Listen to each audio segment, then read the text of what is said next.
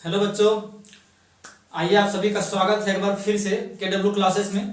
और आज हम 5.2 का जो शेष सवाल था उसको बताने जा रहे हैं। इसके पहले वीडियो में हम 14 नंबर तक सवाल को बताए थे। देखना है क्या बोल रहा है इसमें। n के किस मान के लिए दोनों समांतर श्रेणियां 63, 65, 67, दूसरा है 3, 10, 17, ये दो समांतर श्रेणियां हैं। बोल रहा है इसके nवें पद बराबर होंगे। क्या बोल रहा है कि इनके जो nवें पद होंगे इनके भी nवें पद क्या होंगे, दोनों आपस में बराबर होंगे। मतलब हमको पता नहीं है कि कौन सा पद बराबर होगा, लेकिन प्रश्न दे रखा है कि nवें पद बराबर होंगे। आपको वही निकालना है n का मान कि कौन सा पद है जो कि दोनों बराबर आ रहा है। ठीक है, तो आपको क्या करना है, प्रश्न के अनुसार जो बोल रहा है nवें पद बराबर होंगे, इसका मतलब ये मान लीजिए एक एपी है 63, 65, 67, एक पहला एपी है, दूसरा एपी है 3, 10, 17, इस तरह दूसरा एपी है। ये एपी 1, ये एपी मान लीजिए 2। क्या बोल रहा है कि इसका nवां पद इसके nवां पद के बराबर है, nवें पद बराबर होंगे दोनों का। तो आप क्या कीजिए, ये बोल रहा है कि nवें पद क्या होंगे, दोनों का बराबर होंगे। nवें, इसको अगर जब माने तो 1 मानिए, इसको 2 मानिए। ये जो एपीएन मेरा ये 1 है, इसको इस 2 मानिए। ठीक है, देखिए इसका फॉर्मूला बैठाएंगे हम a plus n minus 1 into D, और इधर a plus n minus 1 into D. आप यहाँ भी 1 1 दे सकते हैं, यहाँ भी 2 2 दे सकते हैं, लेकिन हम नहीं देंगे, डायरेक्ट जो है ना इसका मान पुट कर देते हैं। यदि आपको थोड़ा लेंदी करना है तो आपको क्या करना है, यहाँ 1 1 बैठा सकते हैं, यहाँ 2 2 बैठा सकते हैं। ठीक है, लेकिन बेहतर यही रहेगा कि आप मान पुट कर दिए। यहाँ पे कितना 63 n माइनस 1 डी कितना 65 में 63 घटाते हैं तो कितना निकलता है 2। इधर ए, इसका ए यहाँ पे लिखेंगे 3 है plus n minus 1 into D, यहाँ कितना 10 में 3 घटाएंगे 7। देखिए जो बोल रहा है वही हम कर रहे हैं। बोल रहा था nवां पद बराबर होंगे, तो इसका nवां पद इसका जो n1 जो लिखे है ना, ये भी नहीं लिखेंगे चलेगा, 1 भी नहीं लिखेंगे। इसका nवां टर्म जो होगा, इसका nवां टर्म दोनों क्या होगा, ये आपस में इक्वल होगा। तो an बराबर n कर दिए, n इसके लिए n इसके लिए, n ap1 के लिए n ap2 के लिए। ठीक है, आइए कहीं पे 1 2 नहीं देना है। क्या करेंगे, इसको सॉल्व करते हैं। 63 2n माइनस 2 3 7n माइनस 7। देखिए 63 में जो घटेगा कितना हो जाएगा 61 प्लस 2n, 7 में जब 3 घटेगा कितना बचेगा -4 प्लस 7n। ठीक कर रहे हैं, 2 इधर 61 है, और जब ये -4 इधर आएगा प्लस 4 हो जाएगा, 7n प्लस 2n जब उधर जाएगा तो -2n हो जाएगा। ठीक है, यहां तक कोई समस्या नहीं। जोड़िए 61 और 4 कितना हो जाता है, 61 और 4 65, और इधर जब 7n में 2n घटाएंगे तो बचेगा 5n। कितना 5n। अब थोड़ा सोचिए कि क्या बार में कटेगा, ये कट जाएगा 13 बार में, तो अर्थात n का जो मान निकला वो कितना निकला 13। n का मान कितना निकला 13। तो ये हो गया आपका आंसर। इसके अनुसार nवें पद बराबर होंगे। कितना निकला है 13, अर्थात 13वां पद का जो मान होगा वो इसमें भी वही होगा और इसमें भी वही होगा। ठीक है, चलिए हो गया। आगे 16 नंबर में क्या बोल रहा है, वह एपी ज्ञात कीजिए जिसका तीसरा पद 16 है और 7वां पद 5वें पद से 12 अधिक है। इस तरह का सवाल हम पहले भी बना चुके हैं। ठीक है, देखते हैं। पहले जो भी इस भाषा को समझना है और गणितीय रूप में लिखना है, उसके बाद हम सॉल्व करेंगे तो बन जाएगा।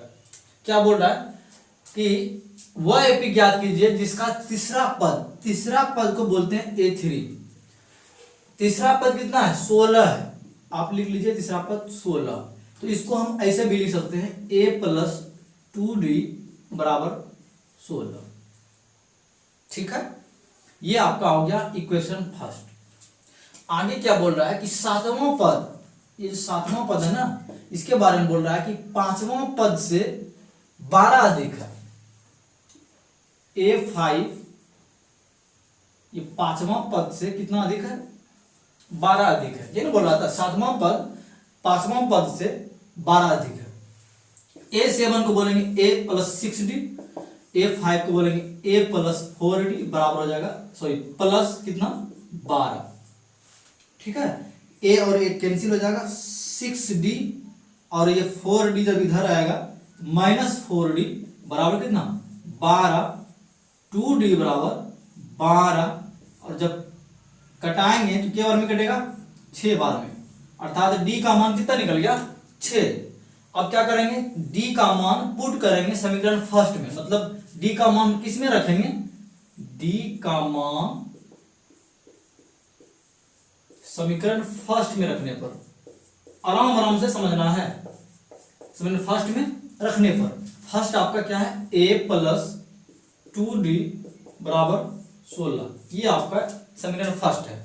यहाँ पे A का मान यदि हम निकालना चाहेंगे तो D का मान बैठाना पड़ेगा कितना 6 16, तो A प्लस 12, ठीक है, तो 16 में घट जाएगा 12 और निकल जाएगा कितना 4, A का मान कितना निकल गया 4। यहां तक तो बात क्लियर। आगे क्या बोल रहा है, वह AP ज्ञात कीजिए, यहाँ AP निकालना है आपको। AP निकालने के लिए, AP निकालने के लिए आपको पता है कि इस तरह लिखना पड़ता है A1 A2 A3, इसी फॉर्म में आपको क्या करना है लिखना है, ठीक है। तो जब आपको पता रहे A पता रहे और D पता रहे तो आप AP भी ज्ञात कर सकते हैं। 5.1 में हम बता चुके थे, उसी का प्रयोग यहाँ पे करेंगे। देखिए A1 मतलब A1 मतलब सिर्फ A, और A2 मतलब A प्लस D, और A3 मतलब A प्लस 2D।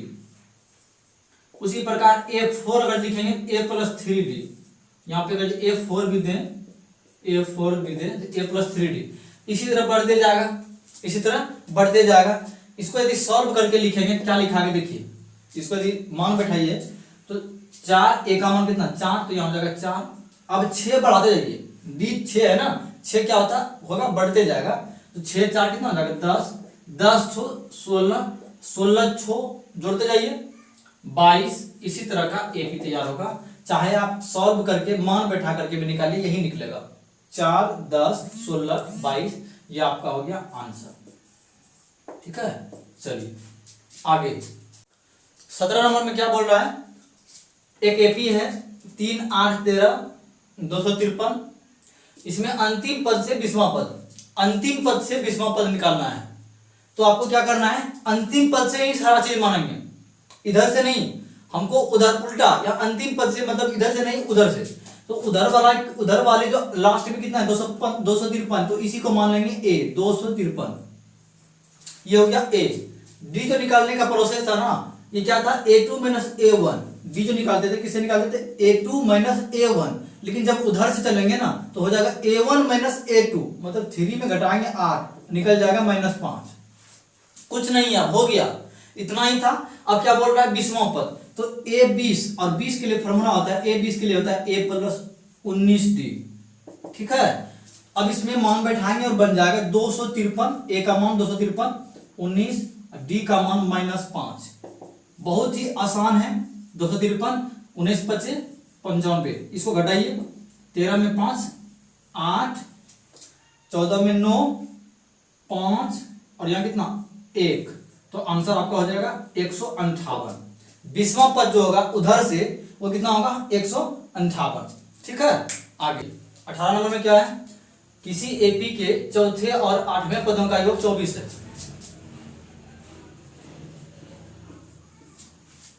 चौथे पद A4, 8वें पद A8, ये दोनों का योग कितना है 24। जो बोल रहा था वही लिखे हैं। आगे क्या बोल रहे, छठे और छठा मतलब A6, 10वें पदों का योग कितना है 44। आराम आराम से जो बोल रहा था वही लिखे हैं। बोल रहा था चौथे और 8वें पदों का योग 24 और छठे और 10वें पदों का योग 44 है, ठीक है। तो क्या निकालना है, AP का प्रथम पद निकालना है, मतलब प्रथम 3 पद निकालना है। तो पहले इससे हम AD निकाल लेते हैं, A और D, उसके बाद कुछ भी निकल जाएगा। इसको क्या करते हैं, A4 को बोलेंगे A प्लस 3D, यहां बोलेंगे A प्लस 7D, बराबर कितना 24। इसको a प्लस 5d, यहाँ a प्लस 9d बराबर कितना 44। आराम से। अब क्या करते हैं ना, इसको हम घटाते हैं, यहाँ माइनस देंगे, यहाँ भी माइनस होगा, यहाँ भी माइनस, यहाँ भी माइनस और यहाँ भी माइनस। ठीक है, देखिए ये खत्म हो जाएगा, ये भी खत्म हो जाएगा। 5 में 3 घटेगा कितना -2d, 9 में जब 7 घटेगा कितना बचेगा +2d, ये ना होगा बराबर कितना, सॉरी यहाँ -2d ना, -2d। 44 में 24 घटाएंगे कितना बचेगा -20। सही कर रहे हैं, कहीं बहुत ही आसान तरीका है ये। ठीक है, हम लेंदी प्रोसेस से भी बना सकते थे, लेकिन हम कोशिश करते हैं कि कम से कम समय में बन जाए। ठीक है, -2d -4d -20, minus minus cancel, d का मान निकल गया कितना, d का मान निकला 5, d का मान कितना 5। जब d का मान निकल जाए तो हम a का भी मान निकाल सकते हैं। कैसे, देखिए इसी d का मान किस में रखेंगे, समीकरण फर्स्ट में। अच्छा, फर्स्ट हम इसको मान लेते हैं, इसको, ये फर्स्ट हो गया आपका, ये सेकंड हो गया। तो यहाँ क्या फर्स्ट में क्या है, a plus 3d a plus 7d, तो a प्लस 3d और a प्लस 7d बराबर कितना है 24। यही ना है, क्या करना है, a और a कितना है, a और a कितना है 2a प्लस 3d और 7d कितना d 10d और बराबर में कितना 24। ऐसा भी लिख सकते हैं, या तो यहां भी बैठाते तो हो जाता। अब यहां d का मान बैठाइए, d का मान कितना है 5, d का मान 5 बैठाएं, d का मान जब 5 बैठाएंगे तो 5 10 × 50, उधर जाके 50 घट जाएगा, नहीं घटेगा, उधर जाके घट जाएगा, तो घट जाएगा तो क्या हो जाएगा 2a बराबर माइनस कितना 26, और a का मान निकल जाएगा आपका, a का मान निकल जाएगा -13। क्या हम सही कर रहे हैं, -13। तो आपको क्या करना है, 3 पद निकालना है। जब a और d निकल जाए तो आप a1 तो लिख सकते हैं a, जो कि है -13, और a2 के लिए फॉर्मूला होता है a plus 2d, sorry a plus d, ये होता है a प्लस d। तो a कितना निकला है -13 और d निकला है 5, तो हो जाएगा -8। और फिर उसी प्रकार a3 के लिए a प्लस 2d, a का मान कितना -13 प्लस 2d, 2 × 5 कितना हो जाएगा -13 और प्लस 10, यानी हो जाएगा -3। समझ में आ रही है, कुछ नहीं है, सिर्फ a1 a2 a3 निकाल दिए। काम बस इतना ही करना था कि g निकालना है और a निकालना है। सारे सवाल में लगभग यही प्रश्न आता है कि किसी तरह a और d हमको निकल जाए, उसके बाद कुछ भी बोले निकल जाएगा। तो बोल रहा था कि प्रथम 3 पद निकालिए, तो आप उस एपी को आप तैयार कर लिए कि पहला पद जो है ना, पहला पद आपका हो गया -13 और दूसरा पद हो गया -8, तीसरा पद हो गया -3। This is answer. ठीक है, तो उम्मीद करते हैं कि आपको समझ में आ रहा है। आइए 19 में क्या बोल रहा है, सुब्बा राव ने 1995 ईस्वी में 5000 रुपया के मासिक वेतन पर कार्य आरंभ किया और प्रत्येक वर्ष 200 रुपया की वृद्धि प्राप्त की। किस वर्ष में उसका वेतन 7000 रुपया हो गया। बड़ा ही आसान सवाल है, इसको पहले समझिए फिर से एक बार। क्या बोल रहा है कि कोई काम शुरू किया सुब्बा राव ने, कब 1995 में। तो क्या हुआ ना कि स्टार्टिंग में जो उसका वेतन था 5000 रुपया था। कितना था 5000 रुपया। अब क्या हुआ ना, मासिक वेतन पर कार्य आरंभ किया और प्रत्येक वर्ष, जैसे 1995 के बाद 1996 में उसको 200 रुपया बढ़ोतरी हुई, मतलब 5200 मिलने लगा होगा। फिर जब 1997 में गया होगा तो फिर उसमें 5200 और जुड़ गया होगा, 5400 मिलने लगा होगा। उसी प्रकार 5600 मिलने लगा होगा। मतलब प्रत्येक वर्ष जैसे जैसे आगे बढ़ते गया 200 रुपया उसका वृद्धि होते गया। तो इस तरह बढ़ते बढ़ते बढ़ते बोल रहा है कि उसका वेतन जो है ना किस वर्ष में 7000 रुपया हो जाएगा। देखिए सॉल्व करते हैं। स्टार्टिंग में जो उसका वेतन था वो था 5,000। ये हो गया आपका एपी। ये निकालने का तरीका अगर जो निकालें कैसे, एपी हो गया 5,000, फिर कितना कितना बढ़ रहा है 200, तो कितना हो जाएगा 5,200, फिर अगले साल 5,400 हो जाएगा। ऐसे करके ना ये रुपया बढ़ते गया है प्रत्येक वर्ष। अब आपको क्या लिखना है, कहीं अंत में जाकर के जो है ना उसको 7,000 मिल रहा है, कहीं अंत में जाके 7,000 मिल रहा है। आपको वही बताना है कि कौन सा वर्ष में कितने में बोल रहा है कि किस वर्ष में उसका वेतन 7,000 रुपया हो जाएगा। देखिए ये हो गया आपका ए, कितना 5,000, डिफरेंस कितना कितना का है 200 बढ़ते गया है, तो 200 हो जाएगा आपका क्या डी। और ए एन यानी कि अंतिम जो रकम है ना वो कितना है 7,000, ये 7,000 रुपया है। इसमें क्या करना है आपको, इसका फॉर्मूला बैठाना है A plus A minus 1 into D, बराबर कितना 7,000। ए कितना है 5,000 plus N minus 1 into D कितना है 200, बराबर कितना 7,000। ठीक है, ये कैलकुलेशन तो पुराना हो चुका है, बहुत बार किए हैं आप सब। 5,000 बटे में क्या आ जाएगा, ये 200 गुना है, इधर आके 200 नीचे एक ही बार कर लिया हम। एन माइनस 1, जब 7,000 में 5,000 घटेगा तो बचेगा 2,000, और नीचे भाग लगेगा किससे 200 से। जब 200 से भाग देंगे तो एन माइनस 1 बराबर निकलेगा 10, और एन का मान निकालेंगे तो 10 प्लस 1 कितना 11। एन का मान कितना निकला 11, ध्यान से एन का मान 11 निकला। यानी कि बोल रहा है किस वर्ष में उसका वेतन 7,000 रुपया हो जाएगा, तो 11वां वर्ष में। कितना वर्ष में 11वां वर्ष, मतलब हम बोल सकते हैं कि पहले 1995 में उसको मिल रहा था 5,000, लेकिन जब इसमें हम 11 प्लस करेंगे तो कितना हो जाएगा 9 1 10 बचा 1 इधर हो जाएगा 20, यानी कि 2006 में 11वां वर्ष में उसका वेतन कितना हो जाएगा 7,000 रुपया। यानी कि कौन सा साल में, तो 2006 में, 2006 में उसका वेतन कितना हो जाएगा 7,000 रुपया। ठीक है, आइए लास्ट नंबर सवाल क्या बोल रहा है, रामकली ने किसी वर्ष के प्रथम सप्ताह में 5 रुपया की बचत की और फिर अपनी साप्ताहिक बचत में क्या किया 1.75 रुपया बढ़ाती गई। यदि एनवें सप्ताह में उसकी वही साप्ताहिक बचत 20.75 रुपया हो जाती है तो एन का मान निकालना है। क्या बोला प्रश्न, क्या बोला कि रामकली जो है ना ये पैसा मतलब कि प्रत्येक सप्ताह क्या कर रही है, कुछ बचत कर रही है रुपया का। प्रथम सप्ताह में उन्होंने 5 रुपया बचा ली, लेकिन जैसे दूसरे सप्ताह में गई तो प्रत्येक सप्ताह के हिसाब से कितना बढ़ोतरी कर दी गई उसमें 1.75 रुपया की, इतना बढ़ते गया। और एक दिन ऐसा हुआ कि अब उसका बचत 20 रुपया 75 पैसा होने लगा। तो वो बताना है आपको कि कौन सा महीना में या सॉरी कौन सा सप्ताह में उसका रुपया इतना बचने लगा।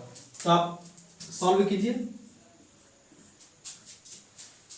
पहली बचत कितना है 5 रुपया, उसको हम ए बोल देंगे 5, इसको एपी के फॉर्म में भी पहले लिख सकते थे। ठीक है, या तो डायरेक्ट कर रहे हैं। ए पहली बचत 5 रुपया, डिफरेंस कितना कितना का होते गया 1.75 का, ये हो गया आपका डी। लास्ट में जो बचत होने लगा ना वो कितना, लास्ट में बचत हुआ 20.75 रुपया। आपको यही निकालना है कि एन या एन का मान निकालना है कि वो कौन सा सप्ताह में इतना रुपया हो जाती है। तो बस हम इसी से आगे बढ़ेंगे, A plus N minus 1 into D. देखिए सिर्फ और सिर्फ एक ही फार्मूला और पूरा चैप्टर खत्म होने वाला है। 5 एन माइनस 1 इंटू डी का मान 1.75 20.75। इसको सॉल्व कीजिए। 20.75 में जब ये 5 उधर ले जाएंगे तो क्या हो जाएगा -5 हो जाएगा। तो एन माइनस 1 इधर 20 में जब 5 घटेगा तो बचेगा 15.75 बटे कितना, ये 1.75 इधर ले जाएंगे, ये पॉइंट खत्म हो जाएगा। कितना बार में घटेगा ध्यान देना है। इसको यदि कटाने का प्रयास करें 5 बार में, 5 से 15 और इधर 315 हो जाएगा ना। इसको 5 दूनी 10, सॉरी 5 तिया 15 और 5 है 25। कोई दिक्कत नहीं। उसी प्रकार 9 बार में कटेगा क्या, 9 पचे 45 बचा 4 उनते 27, 27 4 315, यानी कि 9 बार में क्लियर हो गया। अर्थात हम बोल सकते हैं कि n - 1 कितना 9, तो n का मान कितना निकलेगा 9 + 1 कितना 10, यानी आपका जो आंसर हो जाएगा वो n का मान क्या हो जाएगा 10, यानी कि 10वें सप्ताह। यहाँ बोल रहा है ना कि यदि nवें सप्ताह में उसकी सप्ताह बचा इतना, तो कौन सा सप्ताह होगा, nवें सप्ताह मतलब कितना सप्ताह, 10वें सप्ताह। ठीक है, तो उम्मीद करते हैं कि सारी चीजें आपको समझ में बढ़िया से आई होगी। ठीक है, और यदि फिर भी आपका कोई सवाल या कोई क्वेश्चन आपके मन में आ रहा है इस चैप्टर से रिलेटेड, तो आप कमेंट कीजिए, या तो व्हाट्सएप नंबर नीचे डिस्क्रिप्शन में है वहां पे जाइए, उसमें भी आप अपना प्रश्न रख सकते हैं। मैं प्रयास करूंगा कि उसका आंसर देने का। ठीक है, तो आप लगे रहिए। आप यदि नहीं जुड़े हैं तो जुड़ जाइए KW क्लासेस से, और मैं इसी तरह की वीडियो पूरा गणित को बताने का काम करूंगा, पूरा गणित को अपने तरीके से आपके पास पहुंचाने का काम करेंगे। और गणित ही नहीं, धीरे धीरे जैसे जैसे हमको समय मिलते जाएगा तो और सारे सब्जेक्ट पर ध्यान देंगे, साइंस और सोशल साइंस सारी चीज़ों को, जो कि मेरे पास समय उतना नहीं हो रहा है, उतना समय नहीं मिल पा रहा है, जिसकी वजह से हम और सारे वीडियो नहीं अपलोड कर पा रहे हैं। लेकिन मेरा प्रयास रहेगा कि सारे सब्जेक्ट पर ध्यान दिया जाए। फिलहाल अभी मैथ चलते रहेगा, मैथ वाली सिलसिला अभी ये जारी रहेगी। ठीक है, आज के लिए इतना ही, शेष नेक्स्ट डे।